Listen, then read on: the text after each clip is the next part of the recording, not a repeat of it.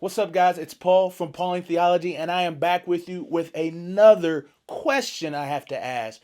What is more important? Is love more important, or is theology more important?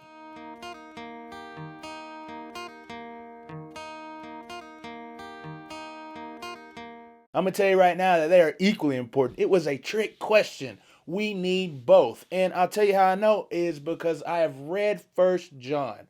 Now, First John is a very important letter.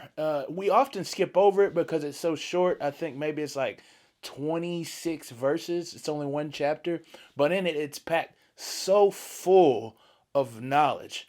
Now, I got this from the other day when I was up at chapel at the seminary that I joined, and we talked about this, and it just had an impression upon me. Often we think that, hey, man, I just love. I just love, man. I don't need theology or correct understanding of Scripture. I just need to be love. Love Jesus and love people. And you're all right that it is important for us to love because love is so powerful. Matter of fact, that's how others know who we are, is because of the way that we love each other. We are Christians by our love, by our love. They will know we are Christians by our love. But we have to understand that truth or theology is also as important. Matter of fact, I'm going to read a couple of verses out of this scripture, and then we'll jump right into an understanding of it. It says, the elder of the elect lady and her children, whom I love in truth. And not only I, but also who know the truth, because of the truth that abides in us and will be with us forever. So already we see intimately those words are connected. Love, truth, love, truth. He says, I love you in the truth. So really, can we love, as we all say, man, I just got to love, I just got to love. But can we love without truth? See, John here says that we have to love in truth. And that truth he's talking about is a correct understanding of God, who Jesus is, what he's done for us, and how we're supposed to live for him. All these things are intricately connected. They are all important.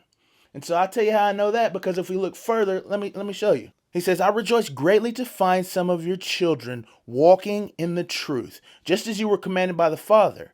And now I ask you, dear lady, not as though I were writing you a new commandment, but the one we have heard from the beginning, that we love one another. He says, I'm glad that you're walking in truth. I'm glad you understand and rightly divide the scriptures, that you know who God is, and that you understand his thinking, his being, and who he's done and what he wants to do for us and how we're supposed to live for him. I'm glad you understand that. And he says, because of that, I want to command you or continue to tell you to walk in love. Now we're going to have like an abrupt shift, it looks like, in the scriptures. And I'm going to read that for you real quick. He says, after this is, he says, and you have heard from the beginning so that you should walk in it. And then he says, for many deceivers have gone out into the world, those who do not confess the coming of Jesus Christ in the flesh. See, we understand that this truth that's related to love moves towards a correct understanding of who Jesus Christ is. See, in this one, they say maybe it's because they're a Gnostic belief saying that Jesus didn't come in flesh, that he's not fully man, that he's just a spirit, and he's denying this. So even if these people have ultimate love, sacrificial love, it does not even matter if they don't understand correctly who Jesus is. And so I want us to be exhorted today that we know that because we understand and know who Jesus is, as we continue to fall in love with him, as we continue to know more about who he is, what he's done for us, and how we should respond and act to that, that we can actually love in a more powerful way. Let me read a little bit more for you, and then I'll end it.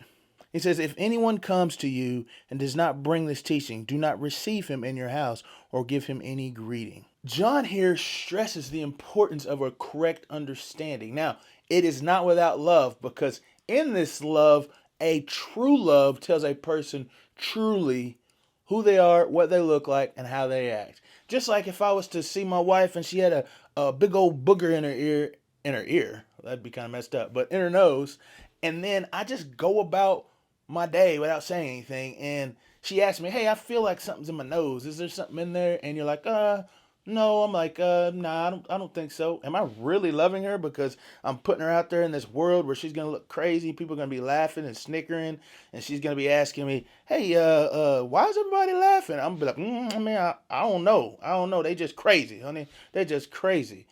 Well, I would be the crazy one because if I say that I love her, I would try and prevent these things from happening to her. And so, in the same way, truth is such an intricate connection that we have to hold them together.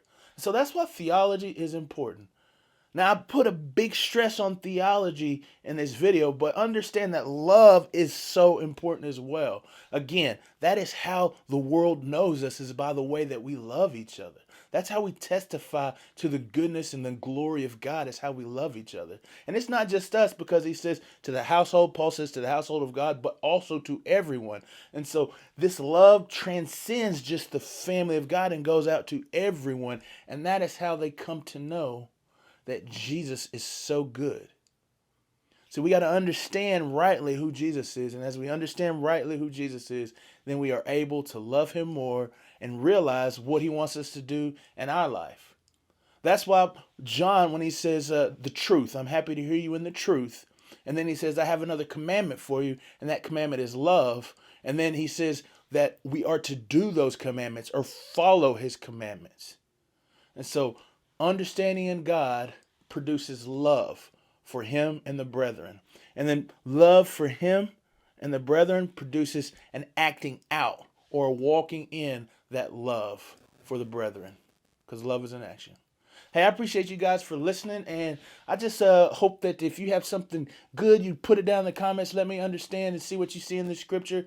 And I would like to just encourage you guys to continue to study, man, and know more of who God is and the power that he has for us and how we should walk in him, as well as love. Because love is so important, man. It is a way that others can see the beauty and wonder of God. It's just a beautiful passage in First John that says that it's how we make perfect God's love is the brethren. See, we help when sometimes God feels so far away that because we are here, then we can make or perfect that love, make it complete, make it whole, make others realize that God is real. So I hope you found out today that that theology, love, both very, very, very important. Thanks for watching, guys.